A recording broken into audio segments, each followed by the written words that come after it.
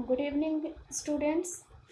स्वागत है आप सबों का मेरे इस YouTube channel learning on tube पे। मेरे सभी ऑनलाइन दोस्तों का भी स्वागत है मेरे इस चैनल पे, जो कि किसी न किसी कॉम्पिटिटिव एग्ज़ाम्स की तैयारी में लगे हुए हैं। दोस्तों, ये वीडियो आप सबों के लिए भी लाभदायक है। आप सब ध्यान से देखिएगा और पूरा देखिएगा, और अंत तक देखने के बाद लाइक कीजिएगा, कमेंट कीजिएगा और अपने ग्रुप्स में शेयर भी कीजिएगा। बच्चों, आप सबों के लिए क्लास 6 की एनसीईआरटी का भूगोल का फर्स्ट चैप्टर है ये। तो हम लोग आज शुरू करते हैं। फर्स्ट चैप्टर में जैसा कि शुरुआत में ही आप देखते हो, शीर्षक का नाम है सौरमंडल में पृथ्वी। और सबसे पहले यहाँ पे एक सोलर सिस्टम का ये चित्र दिया हुआ है। इसे गौर से देखिए, पूरा सोलर सिस्टम यहाँ पे दिखाया गया है। ठीक है, अब चलते हैं आगे, इसके बढ़ते हैं। सूर्यास्त के बाद आकाश को देखना कितना अच्छा लगता है। आसमान में पहले 1 या 2 चमकते बिंदु ही दिखते हैं, लेकिन बाद में इनकी संख्या बढ़ती जाती है। आप उनकी गणना नहीं कर सकते। संपूर्ण आकाश छोटी छोटी चमकदार वस्तुओं से भर जाता है, जिनमें से कुछ चमकीले होते हैं एवं कुछ धुंधले। ऐसा प्रतीत होता है मानो आकाश में हीरे जड़े हों। इनमें से कुछ टिमटिमाते प्रतीत होते हैं, लेकिन अगर आप उनको ध्यान से देखेंगे तो पाएंगे कि इनमें से कुछ की टिमटिमाहट अन्य से अलग है। ये बिना किसी टिमटिमाहट के चंद्रमा के समान चमकते हैं। इन चमकीली वस्तुओं के साथ आप लगभग प्रतिदिन चंद्रमा को भी देखते हैं। यह अलग अलग समय पर अलग अलग आकार तथा अलग अलग स्थितियों में दिखाई देता है। आप पूर्ण चंद्र को लगभग 1 महीने में 1 बार देख सकते हैं। पूर्ण चंद्र का मतलब दोस्तों और मेरे स्टूडेंट्स, पूर्ण चंद्र का मतलब यहाँ पे पूर्णिमा से लगाया गया है। पूर्णिमा के बारे में पूर्ण चंद्र कहा गया है। तो पूर्ण चंद्र को आप लगभग 1 महीने में 1 बार देख सकते हैं। यह पूर्ण चंद्रमा वाली रात या पूर्णिमा होती है। 15 दिनों के बाद आप इसे नहीं देख सकते। यह नए चंद्रमा की रात्रि या अमावस्या होती है। ऐसी रात में अगर आसमान साफ है तो आप आसमान का अवलोकन अच्छी तरह से कर सकते हैं। क्या आपको इस बात पर आश्चर्य नहीं होता है कि हम दिन के समय चंद्रमा एवं इन सभी छोटी चमकीली वस्तुओं को क्यों नहीं देख पाते हैं? ऐसा इसलिए है क्योंकि सूर्य के अत्यधिक तेज प्रकाश के कारण रात के समय चमकने वाली वस्तुओं को हम दिन में नहीं देख पाते हैं। सूर्य, चंद्रमा तथा वे सभी वस्तुएं जो रात के समय आसमान में चमकती हैं, खगोलीय पिंड कहलाती हैं। कुछ खगोलीय पिंड बड़े आकार वाले तथा गर्म होते हैं। ये गैसों से बने होते हैं। इनके पास अपनी ऊष्मा तथा प्रकाश होता है, जिसे वे बहुत बड़ी मात्रा में उत्सर्जित करते हैं। इन खगोलीय पिंडों को तारा कहते हैं। सूर्य भी एक तारा है। यहाँ पे एक एक्टिविटी दी गई है, आओ कुछ करके सीखें। यहाँ पे इसके लिए इंग्रेडिएंट्स बताए गए हैं। सामान कौन कौन सी चीज़ों की ज़रूरत होगी। एक टॉर्च, एक सादा कागज़ ले लेंगे, एक पेंसिल और एक सुई ले लेंगे। चरण 1 में कह रहा है, कागज़ के मध्य में टॉर्च को इस प्रकार रखें कि उसका कांच कागज़ से सटा रहे। अब टॉर्च के कांच के चारों ओर एक वृत्त खींचें। कागज़ पर वृत्त के क्षेत्र में सुई से छोटे छोटे छेद करें। अब कागज़ के छिद्रित वृत्तीय भाग को कांच पर सामने की तरफ रखें तथा टॉर्च के चारों ओर कागज़ को लपेट कर रबर बैंड लगा दें। ध्यान रहे कि टॉर्च की स्विच कागज़ के बाहर रहे। अंधेरे कमरे में एक सादी दीवार की ओर मुँह करके इस टॉर्च को लेकर कुछ दूरी पर खड़े हो जाएं। दूसरी सभी बत्तियों को बुझा दें।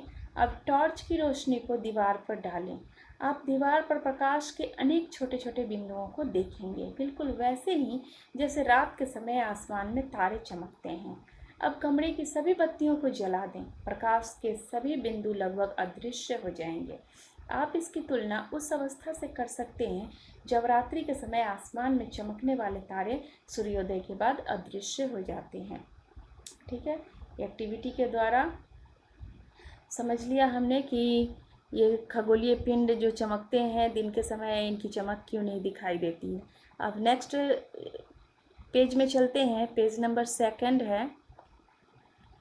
कह रहा है, रात के समय चमकते हुए अनगिनत तारे सूर्य के समान ही हैं, लेकिन हमसे बहुत दूर होने के कारण हम लोग उनकी ऊष्मा या प्रकाश को महसूस नहीं करते हैं तथा वे अत्यंत छोटे दिखाई पड़ते हैं।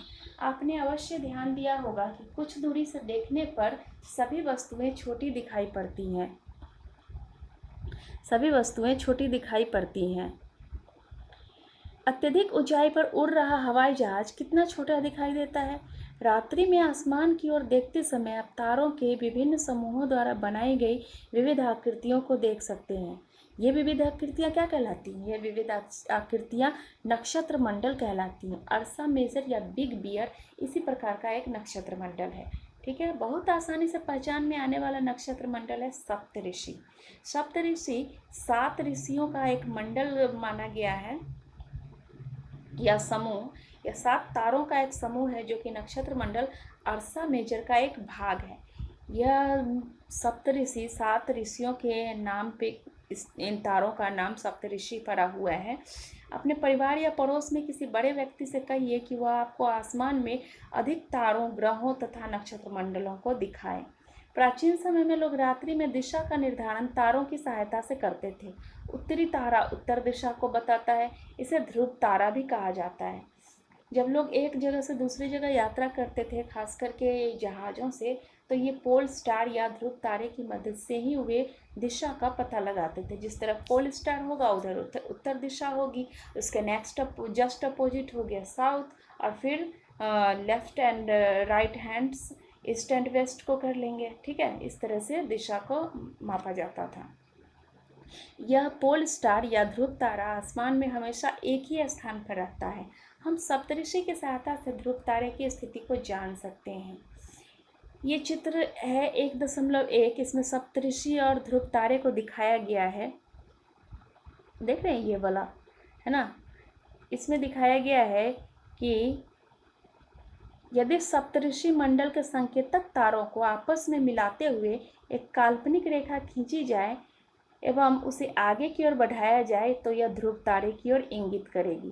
तो ये हो गया इसका सप्तऋषि का ये संकेतक तारा है, ये वाला संकेतक तारा है। ये वाला तारा है ना, यहाँ से ये ध्रुव तारे से मिलता है। ठीक है,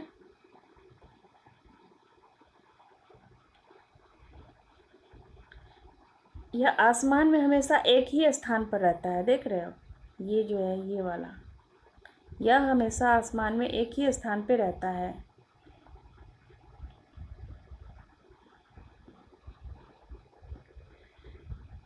और यह हमेशा एक ही स्थान पर रहता है। हम सप्तऋषि की सहायता से ध्रुव तारे की स्थिति को जान सकते हैं।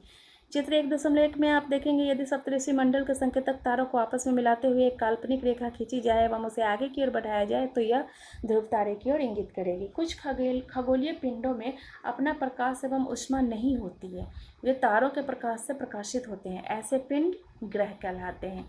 ग्रह, जिसे अंग्रेजी में प्लैनेट कहते हैं, ग्रीक भाषा के प्लेनेटाई शब्द से बना है, जिसका अर्थ होता है परिभ्रमक, अर्थात चारों ओर घूमने वाले। ठीक है, चारों ओर घूमने वाले यानी परिभ्रमक, प्लेनेटाई। ठीक है, पृथ्वी जिस पर हम रहते हैं एक ग्रह है।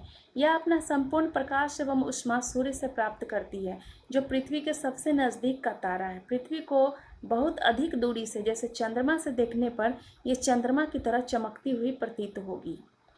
ठीक है, अब आते हैं, कुछ रोचक तथ्य दिए गए हैं। बृहस्पति, शनि तथा यूरेनस के चारों ओर छल्ले हैं। 3 ऐसे ग्रह हैं जिनके चारों ओर छल्ले हैं। कौन कौन से ग्रह हैं? बृहस्पति, शनि और यूरेनस।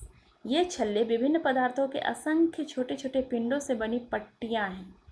पृथ्वी से इन छल्लों को शक्तिशाली दूरबीन की सहायता से देखा जा सकता है। ठीक है, अब आगे बढ़ते हैं। ये है आपका सौर मंडल का एक फिगर दिखाया गया है। पूरा फिगर है। सूरज यहाँ पे है हमारा, जिससे एकदम क्लोजेस्ट है बुध, उसके बाद शुक्र, ये देखो शुक्र, फिर पृथ्वी, फिर पृथ्वी के बाद मंगल हो गया, इसके बाद बृहस्पति, तब शनि, तब यूरेनस, तब नेपच्यून। ठीक है, ये सभी यहाँ पे सभी ग्रहों का परिक्रमण काल और उनके अक्ष पर घूर्णन का समय ये सब यहाँ पे दिया गया है। तो एक बार इसे भी पढ़ लेते हैं। बुध सूर्य के चारों ओर एक परिक्रमण करता है 88 दिन पर और अपने अक्ष पर घूर्णन करता है 59 दिन में। शुक्र सूर्य के चारों ओर परिक्रमण करने में 255 दिन का समय लेता है और अक्ष पर घूर्णन करने में 243 दिन का समय लेता है। पृथ्वी सूर्य के चारों ओर एक परिभ्रमण में यानी एक परिक्रमण में 365 दिन का समय लेती है और अपने अक्ष पर घूर्णन 1 दिन में करती है। इसके चंद्रमा की संख्या यानी उपग्रह की संख्या 1 है। पृथ्वी का उपग्रह 1 है चंद्रमा। मंगल सूर्य के चारों ओर एक परिक्रमण करने में 687 दिन का समय लेता है, अपने अक्ष पर घूर्णन या 1 दिन में करता है और चंद्रमा की संख्या यानी इनके उपग्रह की संख्या है 2। ठीक है। सूर्य के चारों ओर परिक्रमण करने में बृहस्पति ग्रह 11 साल 11 महीने और 11 महीने का समय लेता है यानी कि लगभग 12 साल। अपने अक्ष पर घूर्णन करने में यह 9 घंटे 56 मिनट का समय लेता है। इसके उपग्रहों की संख्या है 16। शनि सूर्य के चारों ओर परिक्रमण करने में 29 साल और 5 महीने का समय लगाता है, जबकि अपने अक्ष पर घूर्णन करता है 10 घंटे 40 मिनट में और चंद्रमा की संख्या है इसकी 30 से अधिक। यूरेनस सूर्य के चारों ओर एक परिक्रमण में 84 साल का समय लेता है और अपने अक्ष पर 17 घंटे 14 मिनट में घूर्णन करता है और चंद्रमा की संख्या इसकी लगभग 17 है। यूरेनस के उपग्रहों की संख्या 17 है। नेपच्यून सूर्य के चारों ओर एक परिक्रमण में 164 साल लगाता है, अपने अक्ष पर यह 16 घंटे 7 मिनट पर घूर्णन करता है और चंद्रमा की संख्या है इसके 8। अब आते हैं कुछ आंतरिक ग्रह और कुछ बाह्य ग्रह भी हैं। अब ये आंतरिक ग्रह और बाह्य ग्रह क्या है? तो आंतरिक ग्रह सूर्य से बहुत नज़दीक हैं, ये चट्टानों से बने होते हैं। कहने का मतलब सूर्य से नज़दीक में स्थित जो भी ग्रह हैं उन्हें आंतरिक ग्रह कहते हैं। तो ये आंतरिक ग्रह कौन से हो जाएंगे? जैसे बुध, शुक्र, पृथ्वी, मंगल, ये सब आंतरिक ग्रह कहलाते हैं। और बाह्य ग्रह होते हैं जो कि सूर्य से बहुत दूर होते हैं, इसलिए इन्हें बाह्य ग्रह कहा जाता है तथा ये बहुत बड़े आकार के भी होते हैं। ये गैस और तरल पदार्थों से बने होते हैं। ठीक है। अब आते हैं नेक्स्ट चैप्टर। नेक्स्ट चैप्टर है आपका नेक्स्ट पेज है। आसमान में दिखने वाला चंद्रमा एक उपग्रह है। यह हमारी पृथ्वी का सहचर है तथा इसके चारों ओर चक्कर लगाता है। हमारी पृथ्वी के समान 7 अन्य ग्रह हैं जो सूर्य से प्रकाश एवं ऊष्मा प्राप्त करते हैं। उनमें से कुछ के पास अपने चंद्रमा भी हैं। ठीक है। कह रहा है क्या आप जानते हैं? अब किस चीज़ के बारे में पूछ रहा है? पौराणिक रोमन कहानियों में सोल सूर्य देवता को कहा जाता था। सोल मतलब सूरज, सूर्य देवता। सौर शब्द का अर्थ है सूर्य से संबंधित, इसीलिए सूर्य के परिवार को सौर मंडल या सोलर सिस्टम कहा जाता है। सौर शब्द का उपयोग करते हुए कुछ और अधिक शब्दों को लिखने के लिए कहा जा रहा है। अब ढूंढिए आप ऐसे शब्दों को। सौरमंडल, सौरमंडल किसे कहते हैं? सूर्य, 8 ग्रह, उपग्रह तथा कुछ अन्य खगोलीय पिंड जैसे क्षुद्र ग्रह एवं उल्का पिंड मिलकर सौरमंडल का निर्माण करते हैं। उसे हम सौर परिवार का नाम देते हैं जिसका मुखिया सूर्य है। ठीक है। सूर्य सौरमंडल के केंद्र में स्थित है। यह बहुत बड़ा है एवं अत्यधिक गर्म गैसों से बना है। इसका खिंचाव बल इससे सौरमंडल को बांधे रखता है। सूर्य सौरमंडल के लिए प्रकाश एवं ऊष्मा का एकमात्र स्रोत है, लेकिन हम इसकी अत्यधिक तेज ऊष्मा को महसूस नहीं करते हैं क्योंकि सबसे नज़दीक का तारा होने के बावजूद यह हमसे बहुत दूर है। सूर्य पृथ्वी से लगभग 15 करोड़ किलोमीटर दूर है। सोचो इतनी दूरी पर स्थित है ये सूरज। ठीक है। और इसमें प्रकाश और ऊष्मा बहुत ज़्यादा है, फिर भी हम इसकी ऊष्मा को महसूस नहीं कर पाते हैं, मतलब इसकी गर्मी को ज़्यादा महसूस नहीं कर पाते हैं। अगर ये हमारे नज़दीक होता तो पृथ्वी पर जीवन का अस्तित्व ही नहीं होता, सब कुछ जल चुका होता, जल गया होता। तो दूरी के कारण हम इसकी तेज़ गर्मी को महसूस नहीं कर पाते हैं। ठीक है। यह बहुत ही गर्म गैसों से बना हुआ है। इसका खिंचाव बल कह रहा है कि इसको सौरमंडल में बांधे रखता है ना। कहने का मतलब कि ये एक ही जगह पे टिका रहता है अपने खिंचाव बल के कारण। अब कुछ शब्द हैं जिनकी उत्पत्ति के बारे में बताया गया है। ऐसे बहुत से शब्द हैं जिनका उपयोग हम एक भाषा में करते हैं, अक्सर वे दूसरी भाषाओं से लिए गए शब्द हो सकते हैं। उदाहरण के लिए जियोग्राफी एक अंग्रेजी शब्द है, यह ग्रीक भाषा से लिया गया है जिसका अर्थ है पृथ्वी का विवरण। यह दो ग्रीक शब्दों से मिलकर बना है जिसमें जी का शब्द का अर्थ है पृथ्वी एवं ग्राफिया का अर्थ है लिखना। अब कह रहा है आइए पृथ्वी के संबंध में और अधिक जाने। तो जी मतलब पृथ्वी है। अब जीईओ जियो के साथ हम लॉजी को मिक्स करते हैं तो हो जाता है पृथ्वी का अध्ययन। जियो के साथ मेट्री मिक्स करते हैं तो पृथ्वी का मापन। जियो के साथ ऑइड मिक्स करते हैं तो पृथ्वी के आकार के अनुरूप। ठीक है।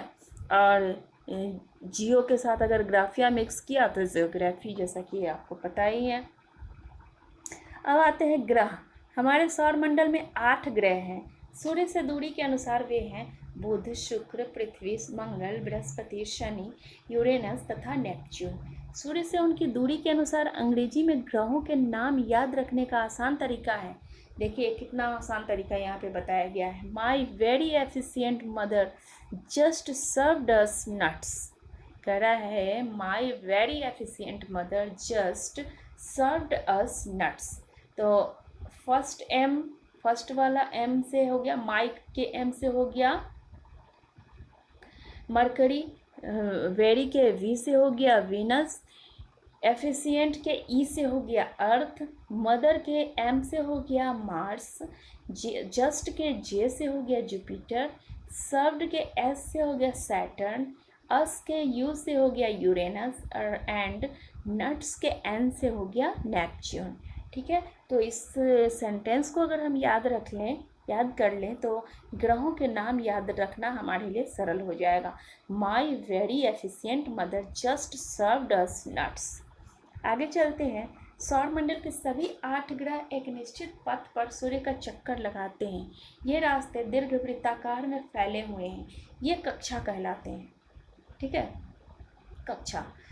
बुध सूर्य के सबसे नज़दीक है। अपनी कक्षा में सूर्य के चारों ओर एक चक्कर लगाने में इसे केवल 88 दिन लगते हैं। शुक्र को पृथ्वी का जुड़वां ग्रह माना जाता है क्योंकि इसका आकार एवं आकृति लगभग पृथ्वी के ही समान है। अभी तक प्लूटो को भी एक ग्रह ही माना जाता था, परंतु अंतर्राष्ट्रीय खगोलीय संगठन ने अपनी बैठक, जिसकी बैठक अगस्त 2006 में हुई थी, इस बैठक में यह निर्णय लिया गया कि कुछ समय पहले खोजे गए अन्य खगोलीय पिंड जैसे कि 2003 UB 313 और सेरस तथा प्लूटो बौने ग्रह कहे जा सकते हैं। इन्हें पूर्ण ग्रह की मान्यता नहीं दी जा सकती है। ठीक है। तो इन ग्रहों को पूर्ण ग्रह के दर्जे से बाहर निकाल दिया गया है। अब आते हैं नेक्स्ट पेज पे। कह रहा है सूर्य से दूरी के हिसाब से पृथ्वी तीसरा ग्रह है। पृथ्वी के बारे में पढ़ लेते हैं। हमारी पृथ्वी आकार में यह 5वां सबसे बड़ा ग्रह है। यह ध्रुवों के पास थोड़ी चपटी है। यही कारण है कि इसके आकार को भूआब कहा जाता है, यानी ज्यूआइड। ठीक है। भूआब का अर्थ होता है पृथ्वी के समान आकार। जीवन के लिए अनुकूल परिस्थितियां संभवतः केवल पृथ्वी पर ही पाई जाती है।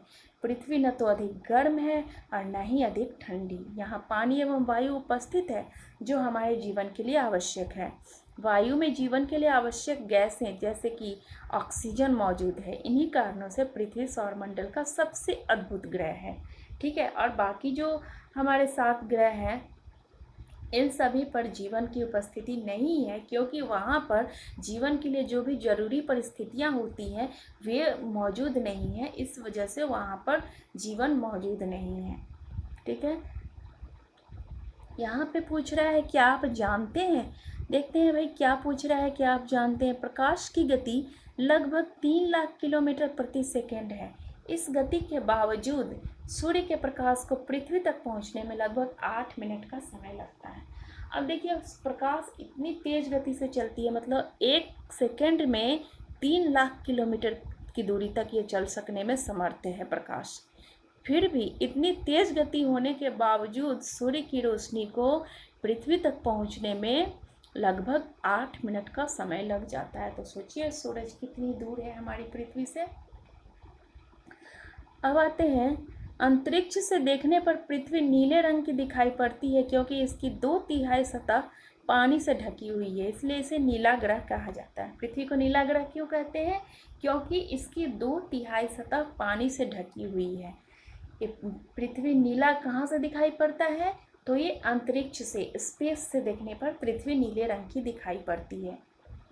नेक्स्ट आते हैं, एक रोचक तथ्य है, इंटरेस्टिंग फैक्ट है, नील आर्मस्ट्रांग पहले व्यक्ति थे जिन्होंने 21 जुलाई 1969 को सबसे पहले चंद्रमा की सतह पर कदम रखा।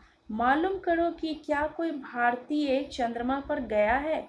क्या आपको पता है कि चंद्रमा पर हमारे इंडियन स्पेस जो स्पेस प्रोग्राम है उससे भी हमारे इंडियन भी गए हुए हैं। तो हमारे उस इंडियन का नाम क्या है? उनका नाम है राकेश शर्मा, जो कि 1984 में चंद्रमा पर गए थे। ठीक है, अब आते हैं चंद्रमा। पृथ्वी का पढ़ लिया, अब चंद्रमा के बारे में पढ़ना है। हमारी पृथ्वी के पास केवल एक उपग्रह है, चंद्रमा। इसका व्यास पृथ्वी के व्यास का केवल 1/4 है। यह इतना बड़ा इसलिए प्रतीत होता है क्योंकि यह हमारे ग्रह से अन्य खगोलीय पिंडों की अपेक्षा नज़दीक है। दूसरे जितने भी खगोलीय पिंड हैं ना, उन सब से नज़दीक में चंद्रमा है। यहाँ पे देखिए चंद्रमा का स्पेस से लिया गया ये चित्र दिखा रहा है, ये देख रहे हैं? ठीक है, यह हमसे लगभग 3,84,400 किलोमीटर दूर है। अब आप पृथ्वी से सूर्य एवं चंद्रमा की दूरियों की तुलना कर सकते हैं। देखो सूर्य कितनी दूर है, चंद्रमा कितनी दूर है पृथ्वी से, इस बात की तुलना कीजिए आप। उपग्रह एक खगोलीय पिंड है, उपग्रह जो ग्रहों के चारों ओर उसी प्रकार चक्कर लगाता है जिस प्रकार ग्रह सूर्य के चारों ओर चक्कर लगाते हैं। ठीक है, सूरज के चारों तरफ चक्कर लगाने वाले पिंड कहलाएंगे ग्रह, ग्रह के चारों ओर चक्कर लगाने वाले पिंड कहलाएंगे उपग्रह। अब कहता है मानव निर्मित उपग्रह। मानव निर्मित उपग्रह क्या है? मानव निर्मित उपग्रह एक कृत्रिम पिंड है जो कि वैज्ञानिकों द्वारा बनाया गया है, जिसका उपयोग ब्रह्मांड के बारे में जानकारी प्राप्त करने एवं पृथ्वी पर संचार माध्यम के लिए किया जाता है। इसे रॉकेट के द्वारा अंतरिक्ष में भेजा जाता है एवं पृथ्वी की कक्षा में स्थापित कर दिया जाता है। अंतरिक्ष में उपस्थित कुछ भारतीय उपग्रह हैं इनसैट, IRS, एडुसैट इत्यादि। ठीक है, यहाँ पे रॉकेटों के द्वारा उपग्रह का पृथ्वी की कक्षा में स्थापित होना दिखाया जा रहा है इस पिक्चर में। ठीक है, अब आते हैं नेक्स्ट चैप्टर की तरफ। ठीक है, ये चंद्रमा, यहाँ पे हमने पृथ्वी के बारे में पढ़ लिया, चंद्रमा के बारे में पढ़ लिया, और इसके बाद और क्या है? और है आपका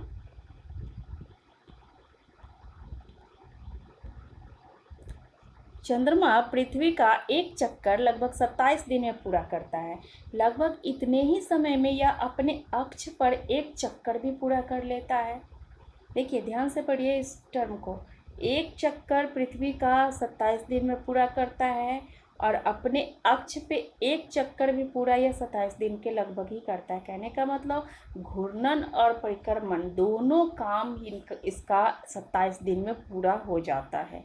ठीक है, इसके परिणाम स्वरूप पृथ्वी से हमें चंद्रमा का केवल एक ही भाग दिखाई पड़ता है और दूसरा भाग हमेशा हमसे अनदिखा ही रहता है। जीव एवं एक और यहाँ पे क्वेश्चन मार्क पे कुछ दिया गया है, जीव एवं पौधों को जीवित रहने तथा विकास करने के लिए किन तत्वों की आवश्यकता होती है? ढूंढिए इसका आंसर। जीव एवं पौधों को जीवित रहने के लिए किन किन चीज़ों की आवश्यकता होगी? वायु होनी चाहिए, उत्तम जलवायु होनी चाहिए, है ना। फिर उसके बाद और अभी पिछले पेज में हमने पढ़ा है कि यहाँ इसके लिए न तो अधिक गर्म जलवायु हो, न ही ठंडी होनी चाहिए, पानी होना चाहिए, वायु होना चाहिए, साथ ही आवश्यक गैसें जैसे ऑक्सीजन। अब यदि पौधा है तो उनके लिए कार्बन डाइऑक्साइड होना चाहिए। तो ये सब चीज़ें हैं जो कि जीव एवं पौधों को जीवित रहने या विकास करने के लिए ज़रूरी होता है। ठीक है, चंद्रमा की परिस्थितियाँ जीवन के लिए अनुकूल नहीं हैं। क्यों नहीं है? क्योंकि यहाँ न तो पानी है और न वायु। इसकी सतह पर पर्वत, मैदान एवं गड्ढे हैं जो चंद्रमा की सतह पर छाया बनाते हैं। पूर्णिमा के दिन चंद्रमा पर इनकी छाया को देखा जा सकता है। अब आते हैं क्षुद्र ग्रह। तारों, ग्रहों एवं उपग्रहों के अतिरिक्त असंख्य छोटे पिंड भी सूर्य के चारों ओर चक्कर लगाते हैं। इन पिंडों को क्षुद्र ग्रह कहते हैं। ये मंगल एवं बृहस्पति की कक्षाओं के बीच पाए जाते हैं। वैज्ञानिकों के अनुसार क्षुद्र ग्रह के ही भाग होते हैं जो कि बहुत वर्ष पहले विस्फोट के बाद ग्रहों से टूटकर अलग हो गए। ठीक है, अब हमने देख लिया कि क्षुद्र ग्रह मंगल और बृहस्पति की कक्षाओं के बीच में होते हैं। ये ग्रह के ही टूटे हुए भाग होते हैं जो कभी किसी समय कुछ वर्ष पहले विस्फोट के बाद ग्रहों से टूट करके अलग हो गए थे। ठीक है, अब आते हैं उल्कापिंड। उल्कापिंड सूर्य के चारों ओर चक्कर लगाने वाले पत्थरों के छोटे छोटे टुकड़ों को कहते हैं।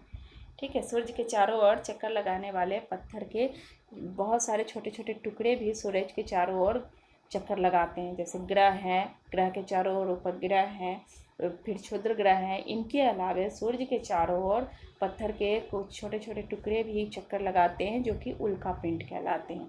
कभी कभी ये उल्कापिंड पृथ्वी के इतने नज़दीक आ जाते हैं कि इनकी प्रवृत्ति पृथ्वी पर गिरने की होती है। इस प्रक्रिया के दौरान वायु के साथ घर्षण होने के कारण ये गर्म होकर के जल जाते हैं। वायु के साथ घर्षण होने का क्या मतलब? जब ये पृथ्वी के वातावरण में, मतलब पृथ्वी के वायुमंडल में प्रवेश करते हैं तो तीव्र घर्षण के कारण गर्मी जो होती है, उस गर्मी की वजह से इनमें आग लग जाती है। ये गर्म होकर के जल जाते हैं। इसके फलस्वरूप चमकदार प्रकाश उत्पन्न होता है। कभी कभी कोई उल्का पूरी तरह जले बिना पृथ्वी पर गिरती है, जिससे धरातल पर गड्ढे भी बन जाते हैं। क्या आपने तारों वाले खुले आकाश में एक ओर से दूसरी ओर तक फैली चौड़ी सफ़ेद पट्टी की तरह एक चमकदार रास्ते को देखा है? यह लाखों तारों का समूह है। यह पट्टी आकाश गंगा या मिल्की वे कहलाती है। देखो चित्र है इसका मिल्की वे का। ठीक है, यह चौड़ी सफ़ेद पट्टी है एक चमकदार रास्ते की तरह। यह हमारा सौर मंडल इस आकाश गंगा का एक भाग है। प्राचीन भारत में इसकी कल्पना आकाश में प्रकाश की एक बहती नदी से की गई थी। इस प्रकार इसका नाम आकाश गंगा पड़ा था। आकाश गंगा करोड़ों तारों, बादलों तथा गैसों की एक प्रणाली है।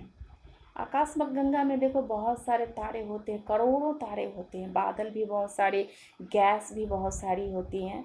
तो ये आकाश गंगा, जैसे पृथ्वी की गंगा एक है, हमारी धरती की, हमारे भारतवर्ष की नदी है गंगा, उसी तरह ये जो छोटे छोटे तारों और बादलों और गैसों का एक बड़ा सा समूह है चौड़ी पट्टी के रूप में आकाश में, और ये बहती हुई प्रतीत होती है, इसलिए लोगों ने इसे आकाश गंगा नाम दिया। ठीक है, इस प्रकार